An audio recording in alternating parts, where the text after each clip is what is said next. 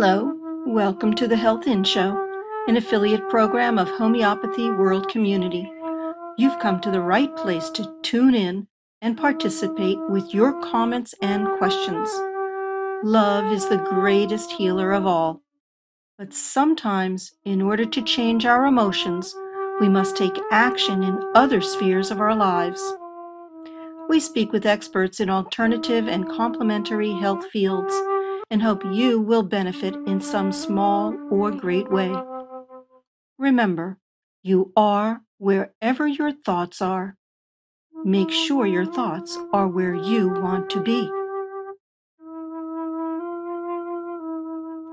Good morning, everyone. Good afternoon. We're so delighted to have you here today. This is the Health In Show, and we have a full house, and all of our hosts are here, so we're so delighted. Please know that anytime during the show, you are more than welcome to connect with us. We have a chat, and you can put your name, email, whatever your name, nickname, whatever you like there, and ask questions. You can also contact us through Skype at computers. That's plural, then the number 2K voice, and you'll come in on voice. And you are more than welcome, when appropriate, to give us a call at 919-518-9773. We're just delighted to have you here. And so Pretty is here. Good morning. Hello, good morning, good afternoon, good evening to everybody. And I'm very, very excited about today's show and connecting with all of you. Well, it's always good to see you. I love it when you're here. And Deepak, Dr. Deepak, how are you? Hello, everyone. Thank you, Merlin. And this is the point today. We are celebrating the International Women's Day. And this is the happy International Women's Day to all divas here who are seeing our Health In Show, organizing the Health In Show, and doing the best for the world. So welcome, everyone. Thank you, Merlin. Over to you. Oh, my pleasure. And just so happens on my screen, you're surrounded by women. and Amnon, who you don't see, but we know is here, and he's helping to keep our show going and always producing it with a smile. So Amnon, thank you so much. We so are grateful for you. And what about Uta? I'm coming to Uta. Go ahead, you introduce Uta. Go ahead, introduce her. Ladies first. All right, Uta. Hello. Thank you. Amnon, you're our producer. You're the most important man on this show today, because without you, we wouldn't have the show. So just as we mention it not often enough, probably, thank you so much for making this possible and making this happen. Thank you guys for what you're doing. Thank you. It's wonderful to have this show going, and we have an exciting guest with us today. The legendary Udo Erasmus is here with us today. He's the co-founder of Udo's Choice line. I'm sure he's going to tell us a little bit about that later on. He's an acclaimed speaker and author of many books, including the bestseller Fats That Heal, Fats That Kill, which is without doubt an interesting topic we will be going into a little bit later on.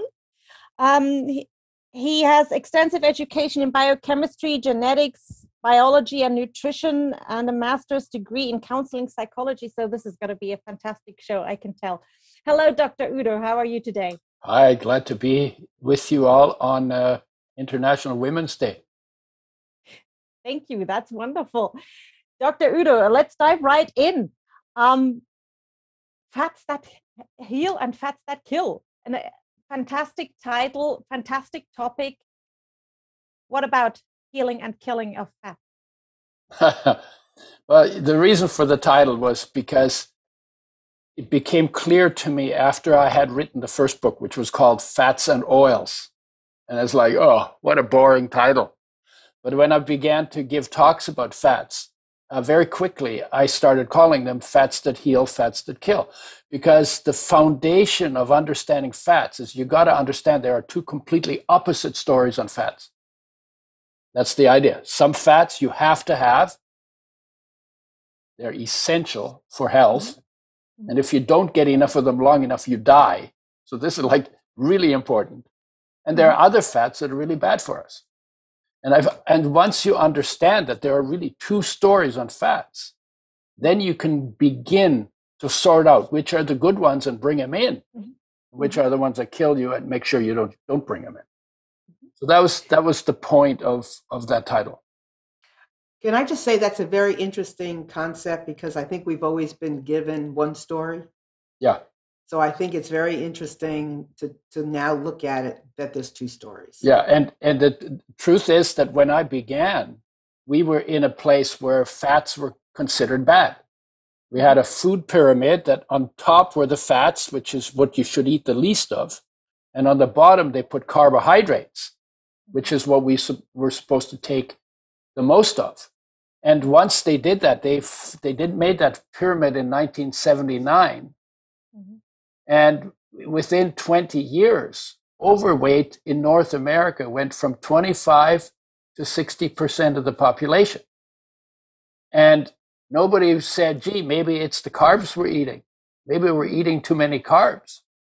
And they never made the distinction when they made fats bad. They never made the distinction that what the problems that we blame on fats should actually be blamed on the processing to which they're subjected. Because fats, especially the polyunsaturated fats, the liquid oils, are the most sensitive of all of our nutrients.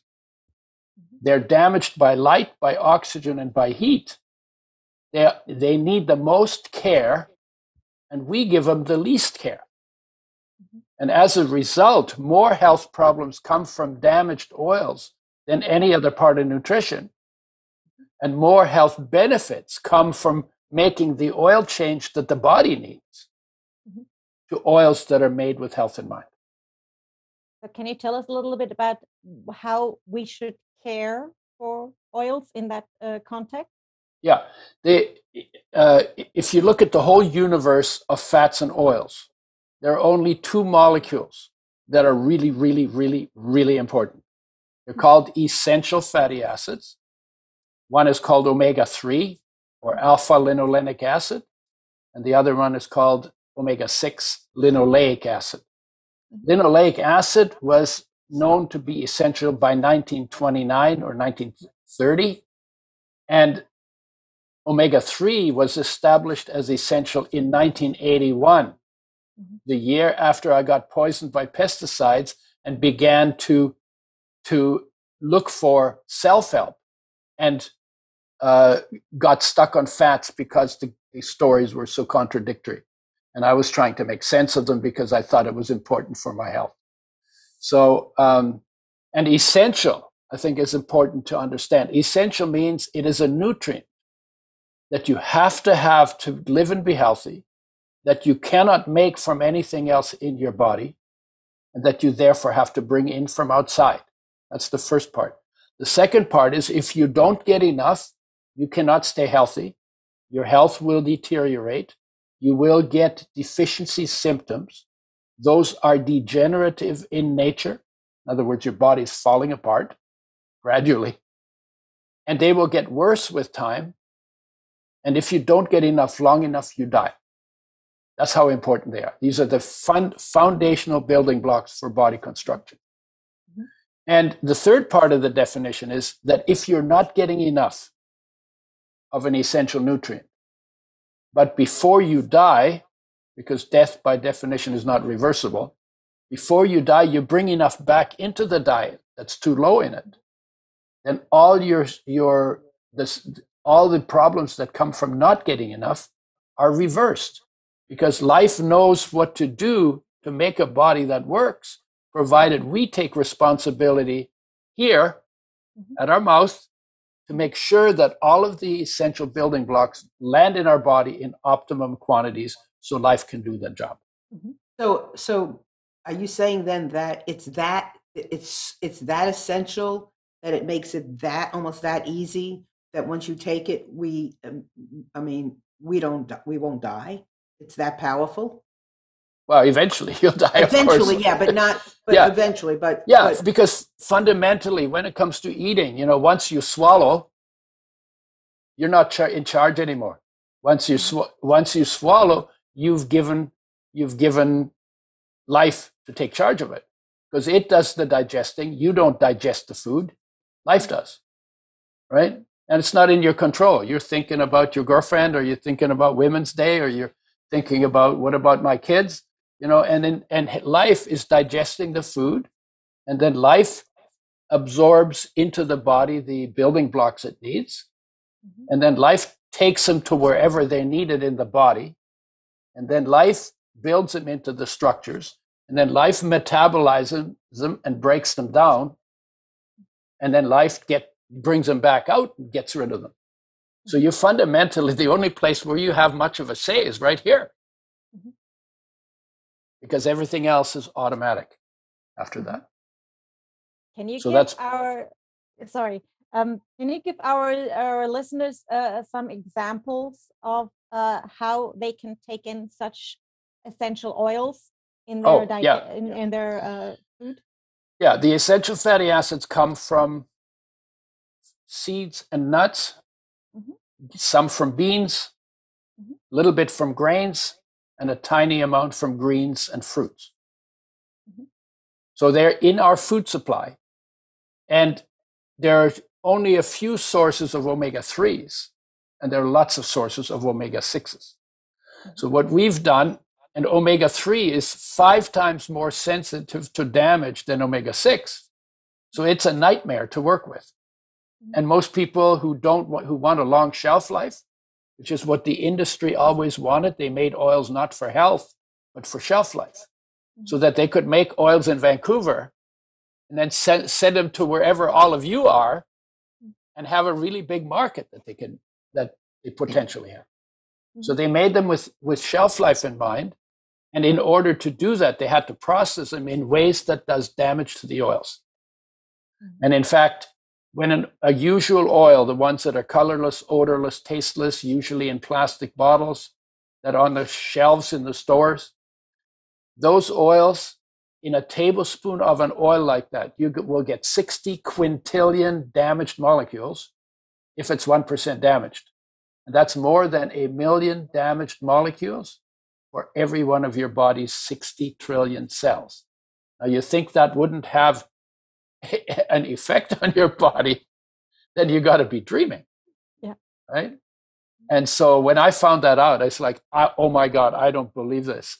We should be making oils with health in mind. So then I said, okay, I'm going to do that. Because I had been poisoned, so health was important to me.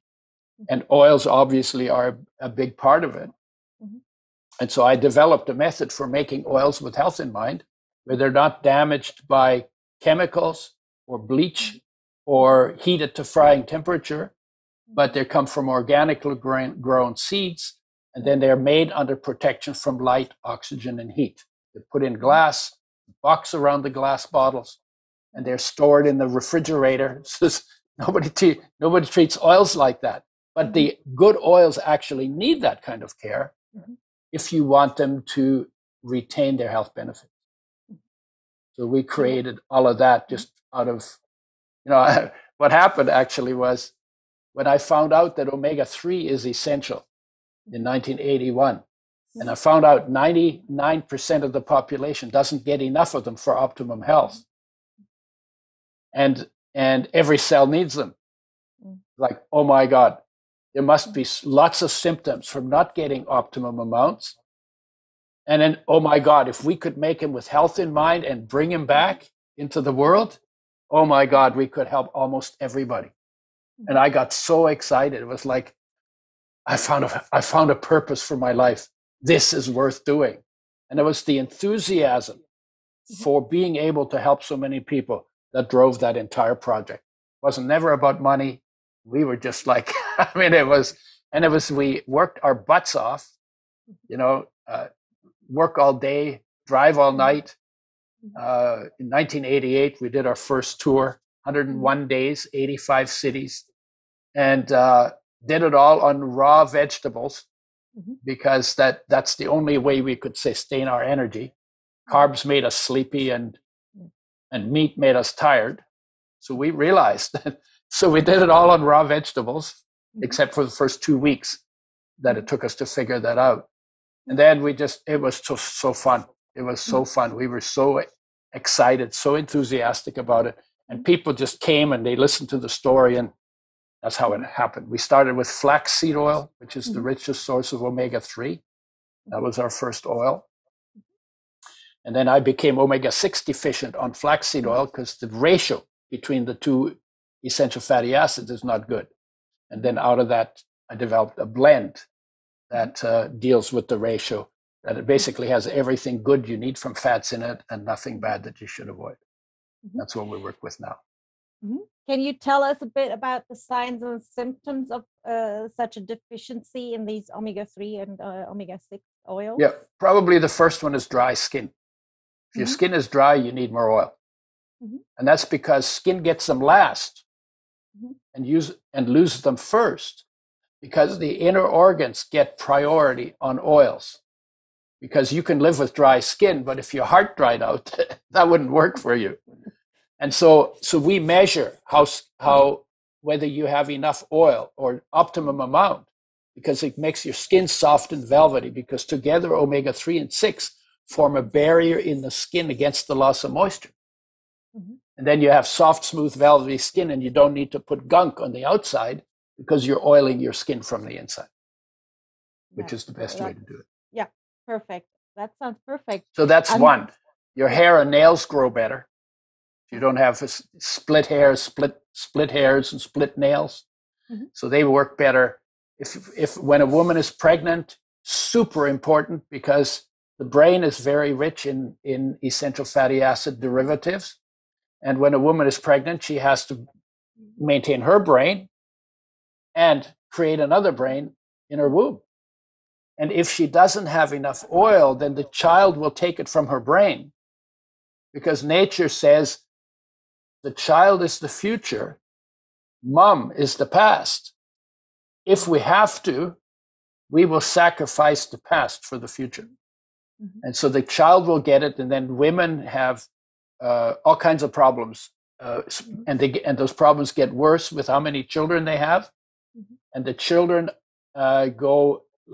become less intelligent as with birth order, because the researchers think that's because of depletion, and women get more depression, more fibromyalgia, more chronic fatigue, more collagen, inflammatory and autoimmune diseases than men do. And the researchers think that's because women are depleted when they're having children in a way that men are not. So they say very important for women to make sure they have a reliable source of both essential fatty acids in their diet, both for their own health and the health of the children. So that's another. You build muscle faster. Your stamina will go up by 40 to 60% if you get enough of the oil in the right ratio. We did those studies ourselves. They keep your bones strong. So they inhibit the osteoclasts, which are the bone breakdown cells. They inhibit their function. They are obviously, IQ will go up by 3 to 9 points if you get your fats right, because they're very important. Vision. Hold on a minute. Is that any age? You mean into your brain working? Yeah. Well, if you're not taking them and you start taking them, your brain will change and become more effective. So I started, I was in my, 86. So I was 44 when I started using them. And it takes about 6 months before I noticed. Maybe I'm just slow, but it takes a while, because you have to rebuild the brain. Like the energy, you notice it within a month, but the brain, maybe 6 months. And I noticed, because I was never really dumb. I was pretty good in school, and was pretty smart in that way. But I found that within about 6 months, I started to be able to do math in my head faster, and think things through faster, and come to conclusions more effectively. And it was noticeable.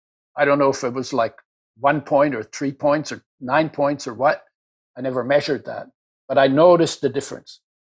And then the kids whose mothers take good oils during pregnancy, the kids are born more alert and they show exploratory behavior earlier, which is considered a sign of intelligence before intelligence tests can be given, right? Because you can't give a 2-year-old intelligence tests. We don't have tests for 2-year-olds, other than physical activity and taking interest in the world, in their environment, in their surroundings. What else? Anti-inflammatory. Out of omega-3, the body makes very powerful anti-inflammatory molecules that are called resolvents because they resolve inflammation, and also antioxidants that are called protectants because these oils are chemically quite active. So they need protection. So nature makes the protection of the essential fatty acids out of the essential fatty acids themselves. How's that for smart? So I mean, it goes on and on. It's like there isn't a cell in the body that doesn't require omega-3 and omega-6. They make the hormones work more effectively at the cell receptor level. There's another one. So as people get older and their hormones start checking out, they get normal function for longer when they have the essential fatty acids. They transport minerals in the body. I mean, it just goes on and on. It's just like they're involved in everything. Did you? Pretty. So I'm just listening to all these amazing things that you're stating, and somehow I can't help but connect some dots. And I wanted to hear your thoughts about it. So when you talk about these plant-based oils that are correctly derived, right? Let's say cold-pressed oils. Cold-pressed is a meaningless term that is used to imply quality, whether it's there or not. But made with health in mind, let's do that. Made with health in mind. Yeah.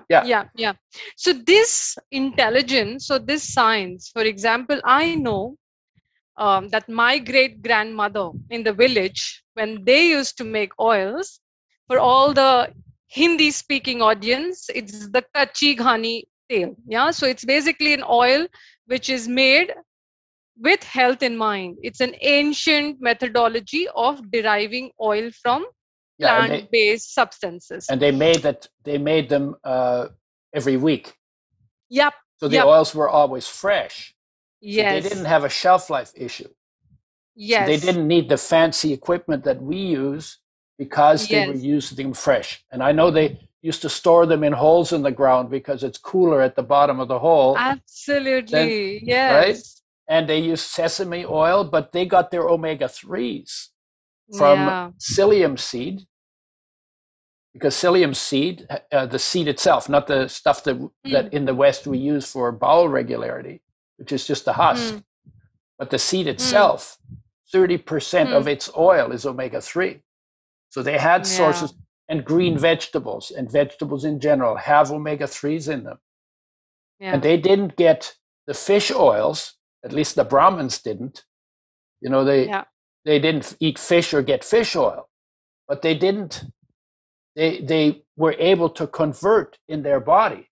When you get enough of the raw material, your body can do the conversion. You do not need fish oils.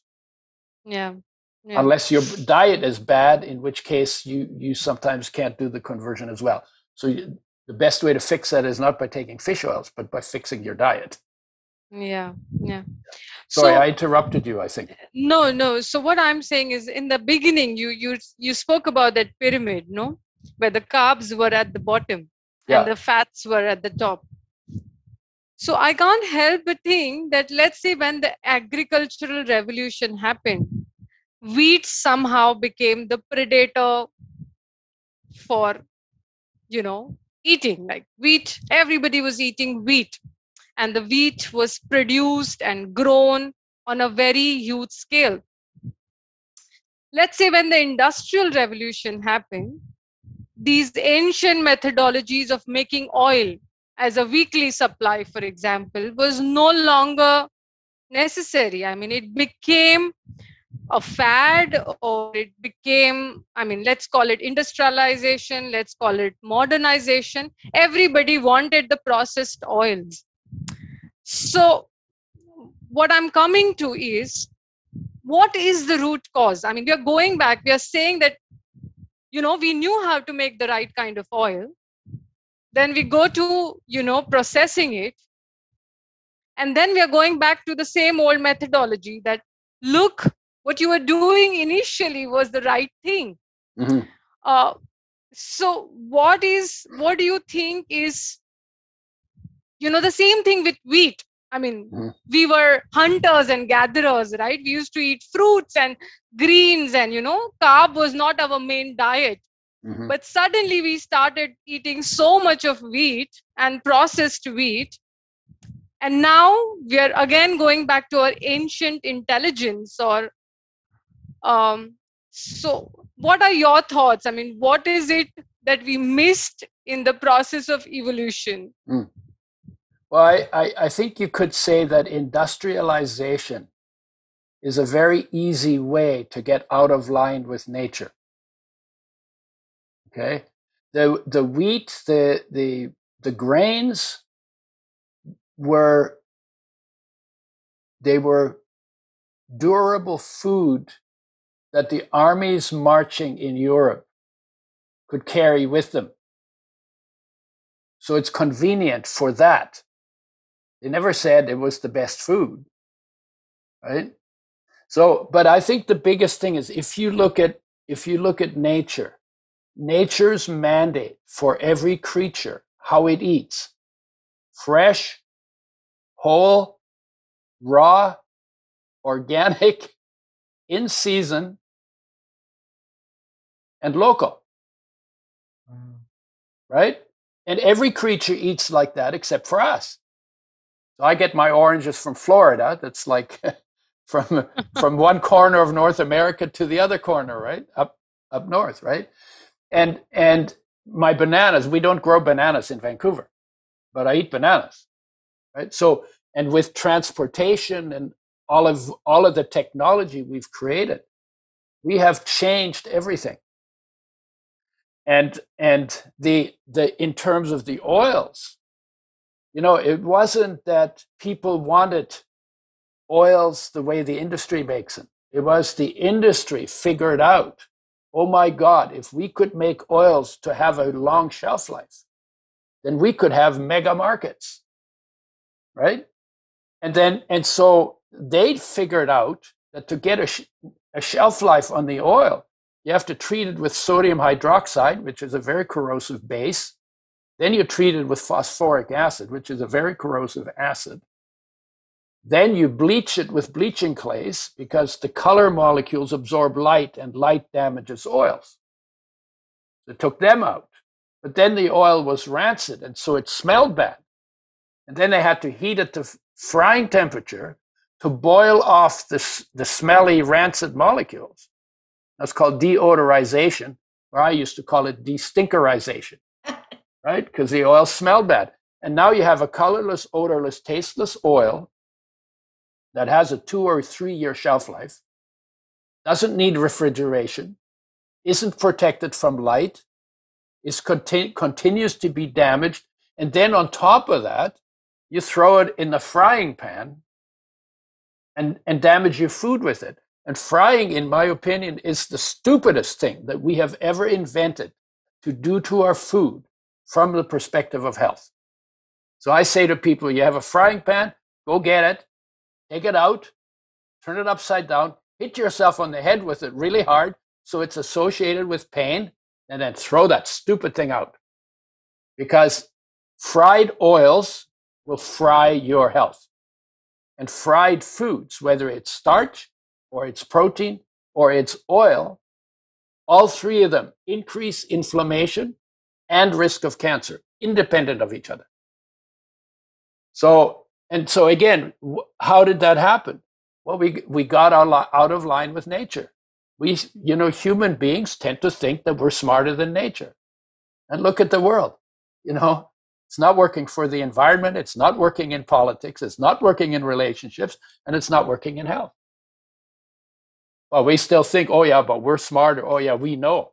And, we know so little about nature. We know so little about the cooperation that takes place in nature, because nature's been doing it for 4.5 billion years. And we've only been trying to figure it out for maybe 1,000. And then the arrogance that we have to think that we're smarter than nature. It's like, that's impressive, impressive arrogance, right? So I don't know, does that answer your question?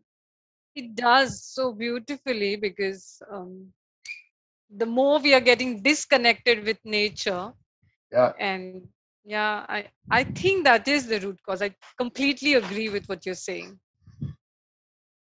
On another question on the similar lines, what are your thoughts on animal-based fats? I mean, fats derived from animals and fats derived from plant, and do they affect our health? If you look at just the molecules, an omega-6 essential fatty acid is exactly the same molecule. Linoleic acid is exactly the same molecules, whether you find it in a plant or you find it in an animal. But in the plant, there are lots of other molecules that are different from the molecules in animals. And that's where the difference comes from. That's why plant-based works better, because they're lower on the food chain, they're less polluted, unless you cover them with pesticides. Whereas in animals, we antibiotics and hormones and pesticides, and we feed them cheap stuff. We don't feed them grass like our cows. The cows in nature eat grass, except in India they also eat newspapers. But that's not funny.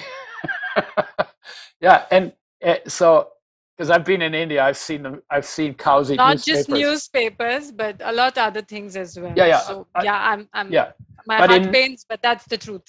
Yeah, but in nature they ate grass, and in grass and other plants, and some of the molecules in those plants will end up in the meat.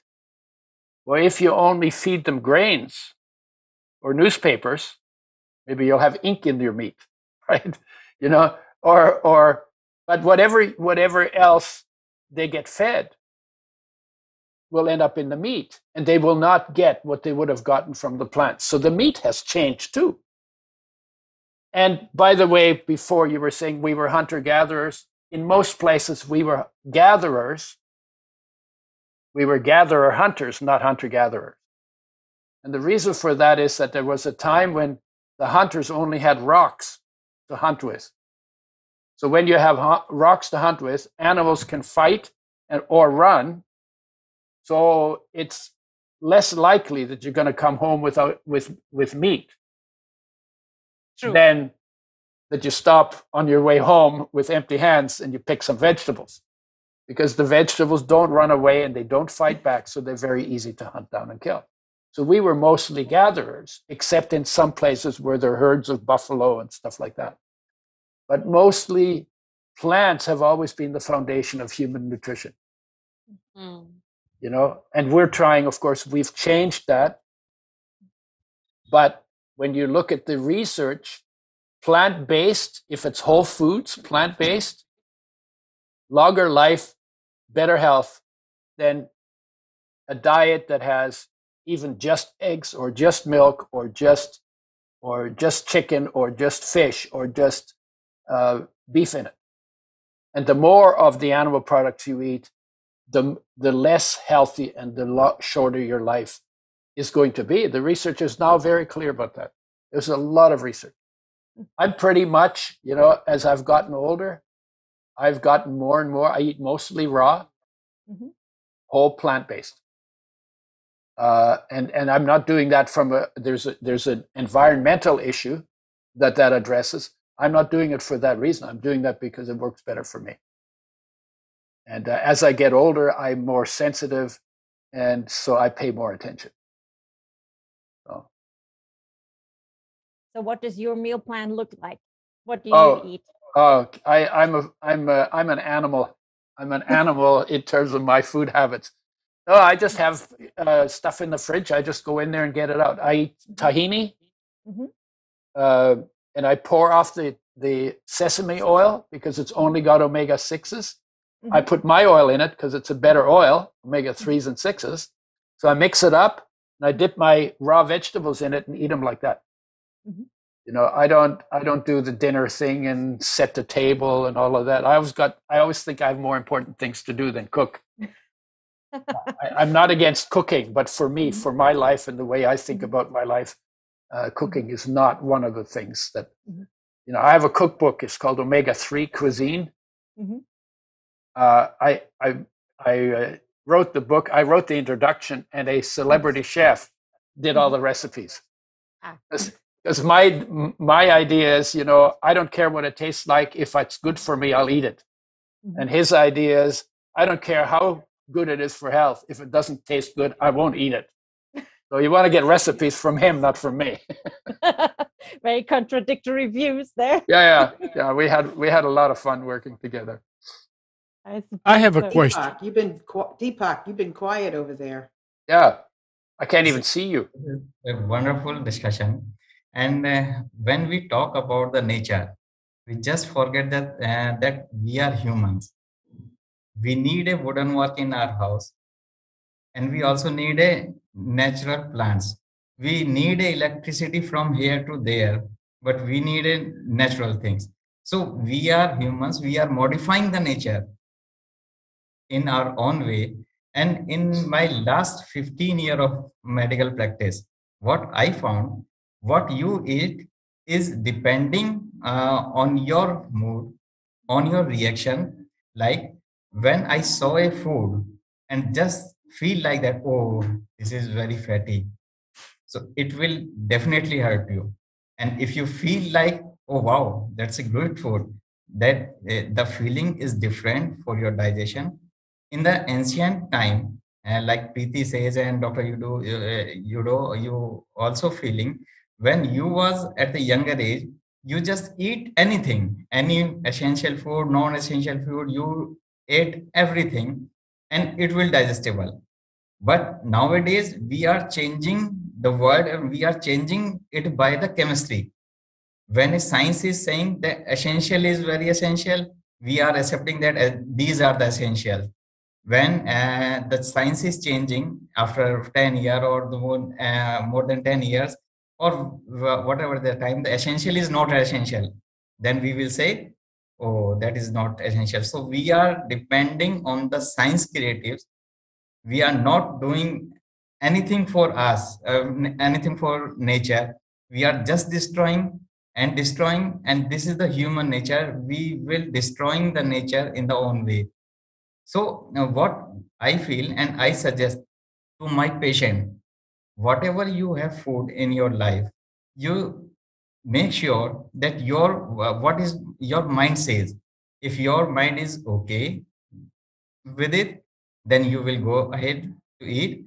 And if your mind is not going to eat, then you will never eat. Like when I will go to a day to Merlin house and Merlin proposed me a coffee, then I really like a coffee. So it was a fun and it will really digest and it will really boost up. But if I do not like the coffee, then it will never work. So that is my opinion. And in this time, in the COVID time, I also told to my each patient that live a life with happiness. Think the happiness. This is the first motto. Because Dr. Udo, you wrote the books, many books on the paper. Now we are talking on the internet, and in the next generation, we will use the metaverse or like that we are taking coffee together. So the science is changing, and we are. I'll have tea. Yeah. So this is all depending on science, and what I feel that we are living on the science. They are saying 10 years back the blood sugar level is 120 milligram per dilution in the fasting is normal. Now they are saying the 100 milligram dilution is normal. What is going on? The human being is same, the eating is same, but the science readings are changing. So this is what my experience is. But really, this is a nice discussion. Thank you. Well, you're talking about a couple of things. Certainly, how you think affects health. And now we're not talking about fats. I work with digestion as well, but but everything affects health. So it's true that what you think will make a difference to how foods work for you, but only to some extent. Only to some extent. Right? So you can't just do it. You can eat whatever you want as long as you have a good thought about it. That's true sometimes. That's not true all the time. And the part of the value of good science, or even good Ayurvedic medicine, they just did it different. Like I know in Ayurvedic medicine, I don't know because, but I heard in Ayurvedic medicine, when you study that, one of the things you have to do is you have to do meditation, because you have to become really quiet inside so that when somebody comes to you, you see what's there and you don't get your stuff mixed up with their stuff. Then you can do a good diagnosis, and then you can really help that person. Well, in the West, we don't do that quiet practice. So we have to do double-blind, placebo-controlled studies in order to try to figure out what is true, and then we can also study to what extent what we think affects the effects of what we do. So it has value, but in my view, the most important thing is and this is like, of course, I didn't know that when I was working with fats, but it's expanded. First, get the right information about how things work. And I came out of a war, so that's important to me, because in a war, you don't know what's what. It was confusing. So I was always trying to understand, how do things work? Because when you know how things work, then you can rely on them. Then so good information is really good. So when people say fats are bad, but there are fats that are essential for health, even if you feel good about the fats you eat that don't have any essential fatty acids in them, you're still going to die. So you can't do that just by thinking. You cannot just by thinking create essential fatty acids. Okay? And the studies that establish that are solid studies. They're not cheat studies. There are a lot cheating goes on in science now. But that wasn't always the case. Science was more reliable when I was a kid than it is now, just because there's so much money involved, and people can prove almost anything because we understand how the method works. So, but then I got into information. Then I realized that people don't put in practice good information if they're not inspired. So then it says, okay, well, actually inspiration is as important as good information, because you want to inspire people to make changes when what they're doing doesn't work. Mm-hmm. And then I started thinking, well, what else affects health? And actually everything affects health, but all in different ways. Mm-hmm. Everything affects health. So literally, whether you're present in the space your body occupies through some kind of a stillness practice or meditation, that affects your health, your peace, your peace, which is the foundation inside of every human being, that affects your health. If you're in touch with the unconditional love that life has for your body, that affects health too. If you're inspired by some purpose that is positive, that'll affect your health too.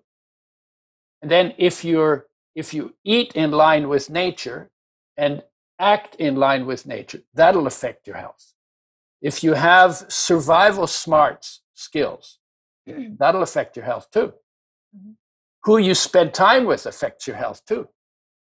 Right? In fact, when we were kids and we played soccer and somebody would miss the ball and kick us in the shins, we used to just stop and scream, "You make me sick!" Right? So even as kids, we knew that other people affect your health. And then your environment affects your health. Absolutely. Yeah. And then I just and want then and then the big picture, the fact that the body is a terminal condition in an infinite universe, and to be okay with that affects your health too. So fundamentally, everything affects your health, and you have to give everything its due. Mm-hmm. But sometimes people think, well, if I pray, then my scurvy will go away. Well, that doesn't work so well. Unless your prayer gets you vitamin C, because you have that'll to take make some scurvy go away. And you have to take action. But you and everything you're saying is fabulous. But we have two questions, and I want to make sure that we address it. First, Amnon has a question. No, go ahead with the other ones first. Okay, and then Richard, our Richard, wants to know: are there any oils that are on the market that are good quality? Yes, if you get organically grown seeds, like flax, for instance, for omega-3s, and sunflower or sesame for omega-6, you mix and match them. The primary way is always to go to the seeds, to the foods that contain your nutrients. And in nature, especially when they're fresh, although they've taken flax seeds that were 5,000 years old, that they found in a cave in Switzerland, and they planted them and they still grew. 5,000 years. That's how good the packaging in nature can be. Dr. Udo, right? I believe he's asking if there are any oils that you can buy. Any oils? It's tough. The one that gets the most attention these days is extra virgin olive oil, but it doesn't have any omega-3s in it. And it's only got 10% omega-6. And everything else in it, your body can make out of sugar and starch. So you don't need that oil. Where do we get your oils, Dr. Udo? You get them in North America and Europe. I don't think they've made their way to India yet. Okay, and that's the place to give us your website and where we can buy them. Yeah, Udo's Choice, udoschoice.com is the website. And I talk about the oils and we're still building all of that. But that's it. I mean, because I wasn't in India when I got poisoned by pesticides. So if I had been in India, I would have created that in India. And we've talked to some people. But now you know myself and Deepak, so you think about getting your oil to India. We have talked to some people in India. At one point, was somebody who was good friends with Mr. Modi. Because in India, when you will coming this time, we will take you with the samosa. Yeah, and so they wanted to create an oil factory using our method in northern India. Especially, they were interested in the children, right? And then COVID came. So that was about 3 years ago. And so the guy, so I don't know. It's something to go back and pick up on.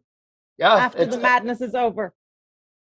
Yeah, but now the guy who was doing that, he's getting older, and and India's maybe moved on from COVID, and maybe it's not. So maybe it's not as high on their priorities.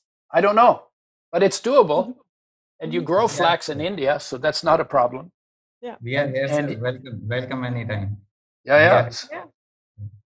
So, but if you can't get the oil, then go to the seeds from which the oils are derived. And use those. Okay, then let's have the Amnon's question, please. Yeah, I want to go back to the cooking with. I don't want to hit myself with the frying pan, Dr. Udo. But the question, what happens Then if... ask your wife to hit you with No, it. wait a second. What happens if you use those frying pans that you don't need oils and you put an egg in it? No oil, you just cook the egg in a frying pan, but there's no oil there to interact with the egg. What happens? So then you have Teflon in it, and Teflon. No, there's no Teflon. There's all kind of new stuff, the stone or whatever. But when you tell me about new stuff that humans made, I always get suspicious immediately. My question is, does the cooking have to do with the oil interacting with the food that is destroying what you said, destroys all the oils in it? No, it's the heat. It's the heat, the light, and the oxygen that damage it. So what we say to people is, look, if you're going to cook in water. Okay. That was all, because you don't burn the food. You cook in water. It's not as good as eating raw, because you damage the enzymes in the food, and you damage the probiotics on the food. So you have to replace those. But you won't burn the food, and you won't make the food create inflammation and cancer. Okay. But you don't need a frying pan for that. You can do it in a pot. And if you want to do an egg, you can soft boil it, you can hard boil it, you can water scramble it, and you can water poach it. So you don't need oil to cook eggs. Yeah.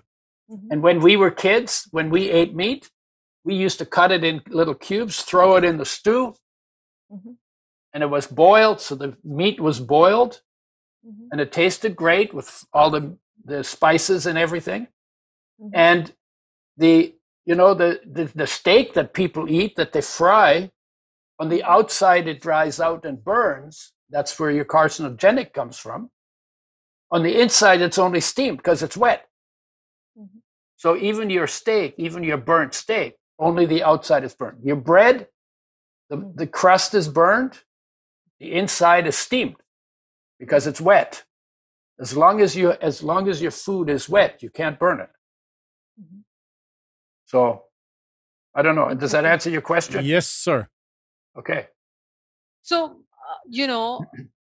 Udo, what would be your recommendations for people who cannot take the step of going raw vegetables or going vegan altogether suddenly? What are the 2 or 3 must-dos which everybody can incorporate in their lives? Okay. So first of all, you don't go raw suddenly, because your digestive system, if you've been eating cooked food, your digestive system has degenerated, and it takes some time to get used to raw food. So introduce them gradually. The second thing is you can't do it if your food is contaminated. And that's an issue everywhere. And if it's contaminated, then you have to cook it, because you want to kill the microbes that can make you sick when they're on spoiled foods. Okay? But if you're going to cook your food, then you should probably take an enzyme supplement, because about 60% of the digestion of the food is done for you by the food itself if it's raw. So and that's what the body was made for. So if you destroy the enzymes in the food, you more than double the load on your digestive system. And so what I say is replace the enzymes that were destroyed when the food was cooked. And the same thing, replace the probiotics that would be on food in nature. That's where animals get their probiotics. Start in their mouth, work through their digestive system. When you cook the food, you kill those. So you need to also replace those, just from a health perspective. Very interesting. So, yeah, and when I was in India, we washed all our vegetables with potassium permanganate. And potassium permanganate is red, and when it's used up, the color disappears. So you know when you need more. And so we so we didn't get deli belly and all the things that people get in. That we did the first time I went, and when everybody was sick, 3,000 people. The biggest thing was the latrines No, nobody cared about anything except the latrines because they had diarrhea. It was like it was awful. But then after that, we ate raw vegetables, but after they were washed in potassium permanganate, because potassium permanganate kills the microbes. Mm-hmm. And you guys who live in India, you probably know more about it than I do. I was there for a while, and Indians are smart people. Yes. Here's another really Absolutely. good question that I think if we could answer real quick, this would be great. What is your opinion of the byproducts of dairy, milk, butter, cheese? Not me. What's my opinion? The research says it's not as good as not using them. Okay. But if you're not going to use any animal product, then you have to pay attention. You got to do plant-based nutrition. You got to do it right. Yeah. Sometimes taking some animal products will cut you some slack, but you pay a price for that slack, right? Absolutely. So I don't use them except every once in a while. I probably get something that has a little bit of animal stuff in it. I don't make a fuss about it. I'm not a fanatic about it. But I don't have any of those things in my house, right? Even when I get my tea, I make it with almond milk instead of unsweetened almond milk instead of cow milk. And again, the cows now, they're so chemicalized, so cow's milk is not what it used to be either. Right? Absolutely. Yeah. Okay. Thank you so much, Dr. Udo. We're reaching the top of our hour here. Okay. Any final questions from anybody on my board here? I just thought it was fascinating, and thank you very much. Very, very interesting. Thank you so much, Dr. Yeah, Udo. good. This was a very good excursion into food, fats, and healthy living. Thank you so much for this. I'd just like to, before we wrap it up completely, point out that at HWC, we have a couple of things coming up. We have a book club with Manfred Müller, who talks about homeopathic cancer drugs, coming up on the 13th of March. If you would like to be part of this, then sign up from our website, homeopathyworldcommunity.com. On the calendar, you will find the links to the events that we are hosting this month. We also have a webinar on the 22nd of March, looking at color and music remedies with Ambika Waters. This is also something for homeopaths and those interested in homeopathic remedies out there. And we have a practitioner supervision coming up on the 26th of March. Sign up for that too via the calendar if you're interested. Thank you very much, everybody, for being here. Thank you, Preeti, Deepak, Marilyn, Dr. Udo, and Amnon. Thank you very much. Thank you. I can go to bed now. I can go back to bed now. Thank you for being here this early. Thank you. Thank you for being here. My pleasure. This is fun. I love doing this. Thank you. Thank We you. really love Been a that too. pleasure. Thank you. It was a pleasure talking to you. Yeah, Thank thank you. you. Bye. And thank you very much. Thank you. Thank you.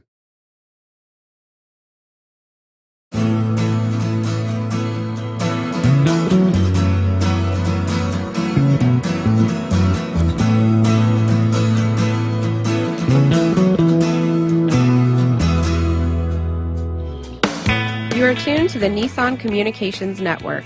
If you tuned in too late, you can always watch each program in its entirety or download an MP3 audio file of it in the archives section at nissancommunications.com. Don't forget to subscribe to our YouTube channel, follow us on Twitter, and like us on Facebook. Sponsored by StreamingGear.com, Carolina Apparel, and DeltaForce.net.